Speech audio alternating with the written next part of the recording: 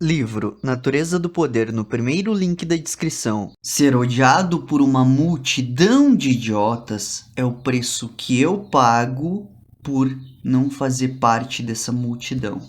Olavo de Carvalho. O professor Olavo já deixou muito bem lúcido. Pessoas idiotas que não buscam informação, pessoas que confiam cegamente na mídia, pessoas que colocam sua opinião baseadas em jornalistinhas, provavelmente erraram em tudo. Até mesmo pessoas que confiam muitas vezes na universidade, em coisas assim, saem redondamente erradas na maioria das situações, porque em vez de fazerem uma investigação plena de algo, confiam em um único autor, em um único espectro da realidade e centram todas as suas forças em apoiar aquele espectro, como por exemplo, ao invés de ler Ludwig von Mises e Marx, a pessoa vai lá ler apenas Marx e sai com um discurso marxista por aí a toda corda, dando ênfase que Marx acertou e tudo. E aí chega o von Mises e aniquila a parada inteira, oblitera, reduz a pó. Marxismo já foi refutado assim a rodo, não tem nem mais o que, não tem nem como reerguer o marxismo do ponto de vista de está certo ou errado. Erradíssimo, erradíssimo. Agora, do aspecto ideológico, a gente não pode fugir. Isso ele nunca morreu. Não se destruiu o marxismo ou refutando e mostrando que ele está errado. Muito pelo contrário. A gente tem comunistinhas tipo Ian Neves que diz que Marx acertou em tudo e que Ludwig von Mises errou em tudo, sabe? Umas coisas absurdas, assim. Chega a ser patético, mas levando em conta que este sujeito patético veio de universidade, de história, que ele se considera um historiador a nível e ele gosta muito, né, do escrutínio dos pares. Se os pares concordam, então é o que está certo. Levando isso em conta, não me é absurda a ideia que ele também coma fezes, porque ele não centraliza na realidade, sim em escritos e coisas assim. Mas enfim, né, a frase do professor Olavo nunca foi tão certeira. O ser odiado por uma multidão de idiotas é o preço que a gente paga por não ser um deles. Pra gente não se conformar com informação meia boca e ir atrás. Então, eu queria abrir esse vídeo dizendo: não votem no prisioneiro de 9 tentáculos. Isso é um erro grotesco, abissal da tua parte. Primeiramente, vamos começar pelo óbvio, né? Esse fetichismo por diplomas que foi instaurado na sociedade. Tu deve estar ouvindo isso dos teus pais, dos teus avós, dos teus tios. Tu tem que ir pra faculdade, tu tem que ganhar um diploma, porque aí tu consegue um trabalho e aí tu consegue mais grana para fazer outra faculdade e aí diploma. Esse fetichismo foi implantado pelo PT há algum tempo na nossa sociedade. Porque todo mundo sabe que o projeto gramsciano era o seguinte: a gente vai dominar as universidades vão ser berço do comunismo marxista, tá? A gente vai formar um monte de doutrinadinhos, vão sair jornalistas de lá militantes, vão sair psicólogos de lá militantes, vão sair escritores militantes, historiadores militantes, filósofos militantes. Tudo isso a gente vai centralizar na figura Marx. Aí os nossos jornalistas vão falar sempre contra a direita, contra o que for que seja, e dar uma boa face à esquerda, não sob o nome de comunismo, porque o Stalin já avisou a gente: olha, depois dessa Segunda Guerra Mundial deu merda, o comunismo ficou difamadíssimo, vocês vão fazer a mesma coisa que os comunistas e que o Partido Comunista e que a União Soviética mas com outro nome. A gente vai fazer as mesmas exatas coisas com outro nome. entendeu? Mas vocês continuem atacando o capitalismo. Então, os jornalistas vão falar mal do capitalismo, os nossos filósofos, eu vou colocar muito entre aspas, mas porque filósofo, não existe faculdade de filósofo, tá? Ou tu é um filósofo ou tu não é um filósofo. Uma licenciatura em filosofia, ela te faz apto a dar aulas de filosofia. Tu vai ensinar, por exemplo, as ideias do Platão.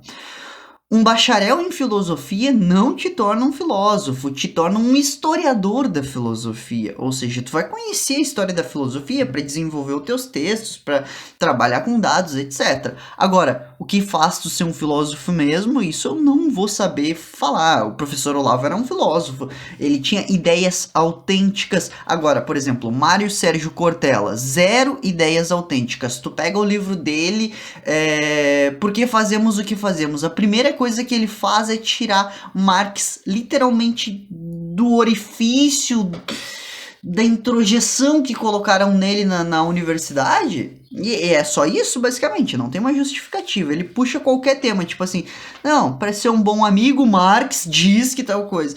Mas na economia, Marx diz que tal coisa. Mas projetos sociais, Marx diz que tal coisa, sabe? Sem outro autor, outro embasamento. Então, a universidade criou jornalistas militantes, filósofos militantes, todas as profissões militantes. Então, qual é a ideia central do PT?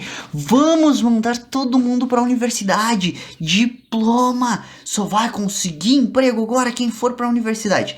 Aí, dentro da universidade, tu sofre uma lavagem cerebral, uma lobotomia frontal, em que tu só vai se deparar com conteúdo esquerdista, que é o projeto Gramsciano. A gente não pode esquecer disso, velho. O que o Antônio Gramsci disse? Nós queremos um imperativo categórico esquerdista. A gente quer que ninguém saiba da existência da direita. A gente quer que apenas o lado esquerdista da história apareça para todo mundo e que só possa ser aceito à esquerda. E, bom, a gente tem dados hoje mais precisos, como, por exemplo, 9 em cada 10 alunos que vão à universidade tornam-se ateus. O número é assim, absurdo. Deve ser 9 em cada 10 conservadores que entraram para a universidade devem se tornar progressistas também, sabe? Esse fetichismo por diplomas não produz educação. Educação é quando a gente tem indivíduos realmente aptos a contar história, se comunicar, etc, né? Mas assim, o que o Brasil precisa de verdade? Emprego. E fetichismo por diplomas produz empregos? Não. Porque assim, tá um bando de pessoas formadas sem emprego. A vida inteira prometeram para vocês vão se formar e vão ter emprego. Vocês vão se formar e vão ter emprego. Vocês foram para a universidade, tornaram-se esquerdistas militantes e não conseguiram a porcaria do emprego, tá? Porque vocês foram enganados. Pode ver, olha o número de formados acadêmicos que a gente tinha em 2016. Um número absurdo, gigantesco. Olha o desemprego em massa do governo Dilma, do projeto petista, dando continuidade, né, às ideias lulistas que acabaram por aumentar a dívida interna do país a níveis estratosféricos. O que aconteceu no governo Lula? É muito legal, né? Isso, tipo, todo mundo diz, pô, um bom governo. Primeiramente, péssimo governo, porque se a gente pegar apenas a América Latina, a gente tinha uma Venezuela que conseguiu se desenvolver melhor que o Brasil, velho. Assim, o desempenho medíocre do Brasil, chegando a 32%. Na Europa tiveram um país que no boom das commodities chegaram a crescer 152% em vários aspectos. Então, tipo, foi um governo medíocre, não adianta. Só que como as pessoas não têm essa noção mundial do que estava acontecendo, não tem a noção do boom das commodities, não tem noção de nada disso. Ainda o Lula pegou ainda um excelente projeto, que foi o projeto, o Plano Real, que inclusive ele era contra, né? Ele falava que essa herança maldita que ele herdou, o Plano Real, né? Mas enfim, ele pegou a melhor época da história do governo.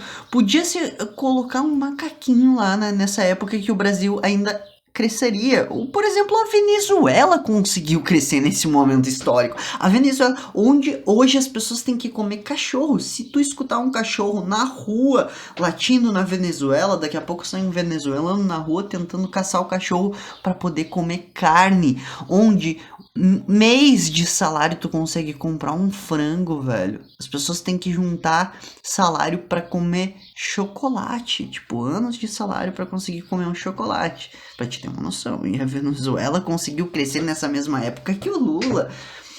Então, sim, foi um governo medíocre. Há provas, não há como contestar. Então, fora isso, a proposta absurda de censura que o Lula tá fazendo, nós temos que regular os meios de expressão, nós temos que regular mídias sociais. Cara, o quão perigoso isso é, porque o bandido de 9 tentáculos, o PT, o partido do bandido de 9 tentáculos, tá tentando já censurar desde agora Brasil Paralelo. Brasil Paralelo que, aliás, fornece conteúdo de extrema qualidade, conteúdo histórico, de relevância. Eu falei mal contra o fetichismo brasileiro dos diplomas, porque o governo ele faz de tudo para que tu obtenha educação, aspas, né? Educação no sentido de coletar informações, mas só se vir da universidade que paga os valores deles. Em contrapartida, Brasil Paralelo, que oferece um serviço excelentíssimo e com uma educação excelente, com informação de alta qualidade, que se tu investigar, tu vai chegar à conclusão de que são boas informações. Aí o partido petista, o Partido dos Trabalhadores, tenta censurar, já entrou com ações contra jornalistas individuais, contra empresas de propagação de informação. E vocês acham que vai dar certo isso? É porque vocês são anônimos, tá entendendo? Tipo, uma pessoa que nem eu provavelmente vai morrer. Alguém vai tentar me matar em algum momento por causa disso. Então, não é o de vocês que tá na reta, né? Então, pô, show de bola votar no Lula. Show de bola é o caralho, filha da puta. Não se abstenha nesse momento. Não vote nulo. Não vote em branco. Tu sabe qual é a tua missão? Não deixar o prisioneiro de 9 tentáculos voltar à cena do crime, porque vai dar ruim. Se antes esse fascínora, esse megalomaníaco por poder já queria uma hegemonia totalitária esquerdista, não conseguiu porque ele mesmo sabia, isso são palavras do Lula, hein? Nós não podemos implantar o socialismo, porque eu não acredito na revolução, eu acredito em um processo gradual onde a gente vai transformar o Brasil, a América Latina inteira em socialista, tá? Então, imagina agora que ele já sabe que ele tá perto do fim da vida, porque ele tá com 80 e poucos anos, e que ele já sabe que criou-se uma oposição considerável. Bolsonaristas são conservadores, cristãos e etc., que estão proliferando por aí. A primeira vez que eu tive contato com bolsonaristas foi através da Ana Campanholo e do Nicolas Ferreira. Foi ali que eu percebi, cara, o movimento conservador no Brasil vai ser gigantesco, porque a maioria das pessoas do Brasil é conservadora, tem bons costumes. Só que assim, representantes disso na política, nulos. Agora começam a entrar alguns alunos do professor Olavo para fazer essa diferença que não existia. Existia apenas progressistas, esquerdistas na política. Agora começou Nicolas Ferreira, Ana Campanholo, Eduardo Bolsonaro, etc, etc. Um pessoal bacana que vem fazendo um trabalho forte, né? E óbvio que vai dar certo, é óbvio. A não ser que matem essas pessoas. E a gente corre esse risco se o prisioneiro de 9 tentáculos voltar ao poder, ok? E eu sei que talvez caia uma pulguinha atrás da tua orelha com a seguinte questão. Ah, Thiago, então por que que o Felipe Neto, por que que a Anitta, por que que a Luísa Sonza, por que que a classe artística, então, inteira, ela apoia o Lula e não o Bolsonaro? Primeiramente porque se instaurou se instaurou assim na população a seguinte mentalidade: se tu apoia o Bolsonaro, logo tu não é democrático, tu é um fascínora, tu é um miliciano, tu é um genocida, isso, aquilo outro. As pessoas estão fazendo as outras sentirem-se mal por apoiar um candidato à presidência. Isso é antidemocrático, filha da puta. Deixa eu te explicar, porque é básico. Tu tá colocando apelidinhos e associando. Quem vota no Bolsonaro é inumano, não merece respeito, isso, aquilo outro, tá? Só esse parêntese aqui já diz muito sobre o caráter do Felipe Neto, da Anitta, da Luísa Sonza, etc. Ok? Tudo bem? Agora, fora isso, Anitta, Felipe Neto, Luísa Sonza são pessoas que não têm um mínimo de responsabilidade moral com absolutamente ninguém. Eles são vendidos, eles se importam apenas com dinheiro. Eles fariam coisas por dinheiro que tu não consegue nem conceber de tão nojentas que são, tá bom? Eu conheço mulheres que são promíscuas mesmo, de verdade, assim, um nível de eu sou puta mesmo. E eu pergunto pra elas: e tu, por acaso cantaria as músicas da Anitta e exploraria o teu corpo e toda a eroticidade que a Anitta faz pra ganhar dinheiro? Não. A resposta sincera dessas pessoas é não. Mesmo com promiscuidade, com poucos valores, elas sabem que determinadas coisas assim são tão nojentas, passam tanto da moralidade a um nível que não há nem como retroceder, que elas não fariam. Agora, Anitta faz. Anitta faz porque dinheiro é bom. Claro que dinheiro é bom. Mas a que custo? Ferrar o cérebro de uma geração inteira. Luísa Sonza, Anitta, estão instalando softwares mentais, maneiras programadas de pensar em uma geração inteira. A gente sabe desde Platão. Platão intuiu que a música que um governo oferece aos seus cidadãos é algo perigoso. Platão intuiu isso. Depois a gente tem pesquisas comprovando. Quanto mais funk tu ouve, menos QI tu tende a ter, menos foco tu consegue ter, porque isso a batida desregula o teu cérebro. Tu se torna realmente mais burro por ouvir funk, tá? Tu se torna mais burro por ouvir funk. Agora, isso refere-se à batida funkeira, não à letra da música de funk. A letra da música de funk, ela te dá referências para interpretar o mundo. E sempre que tu estiver passando por uma crise, tu vai pensar nas coisas que tu tem como material introjetado em si. Por exemplo, eu estou passando por uma crise. Do que eu vou lembrar? Dos livros que eu li, as leis da natureza humana, meu psicólogo, um monte de coisa assim. Agora, a referência do cérebro em um funkeiro é: eu estou triste, eu vou encher o rabo de cerveja, eu vou tentar transar com todo mundo, eu vou dar pra todo mundo. É isso que tem na mentalidade funkeira. Então, a qual preço a Anitta se torna famosa? A qual preço a Luísa Sonza se torna famosa? A qualquer preço e custo. Foda-se que vai foder o cérebro de uma geração inteira. Tu acha que essas pessoas têm responsabilidade moral quaisquer? Não tem, velho. E quando o Brasil estiver afundando num totalitarismo esquerdopático, medíocre, essas pessoas só vão fugir do Brasil, vão lá pra Europa pra algum governo de direita. Provavelmente vão estar fugindo pra Itália, que a moça lá tá, a Jordana, agora não vou me recordar o nome, que ela tá chegando ao poder, porque a esquerda, ela quer cuidar de todas as coisas mais idiotas possíveis. Tipo, não, vamos ver as pautas de sociais que a gente tem que cuidar. E esquecem-se do básico, que é emprego. O que salva vidas é emprego, é economia forte, pô.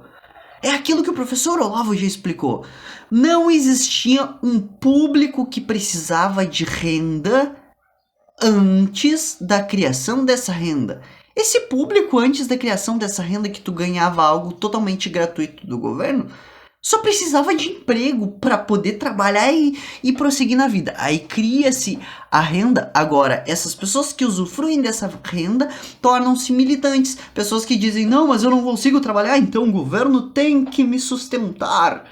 Tá me entendendo? Então, o governo esquerdista, ele trabalha com uma hipótese retroativa.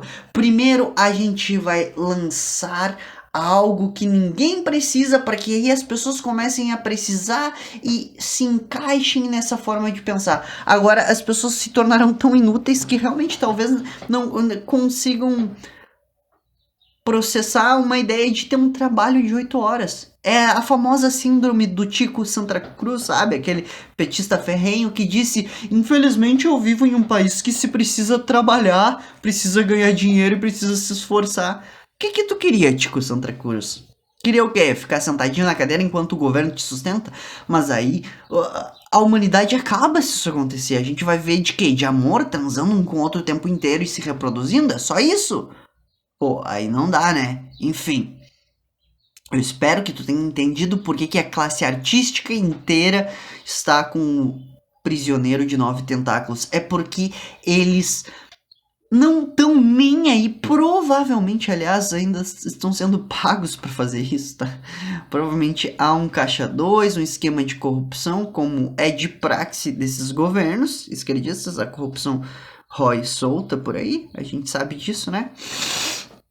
Então, saibam que eles não têm valores morais. Eles não falam o que eles pensam de verdade. Eles falam o que vai dar mais grana. E é apenas e única e exclusivamente isso.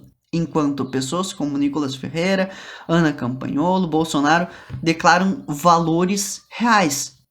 No caso do Bolsonaro, de uma forma mais chula, mais simples, livre de sintaxe, sem figuras de linguagem. Quando ele acha um canalha, ele manda o cara tomar no cu. Mas tudo bem, eu ainda prefiro uma Dercy Gonçalves a um Maduro. Eu ainda prefiro a Dercy Gonçalves que falava palavrão a um assassino, sabe? Eu prefiro a pessoa que fala palavrão pra mim, porque eu não quero tolerar desvios de corrupção, falas mal colocadas, palavrões, tá tudo certo. Desde que não haja queda no desemprego e não haja corrupção e haja um tratamento sério com as questões econômicas, que estas sim movem a gente para tecnologia, ciência, proliferação do bom conteúdo e informação, coisas que governos esquerdistas e totalitários nunca prestaram atenção, ok? Gostando desse vídeo, não esqueça de se inscrever aqui no canal. Fui.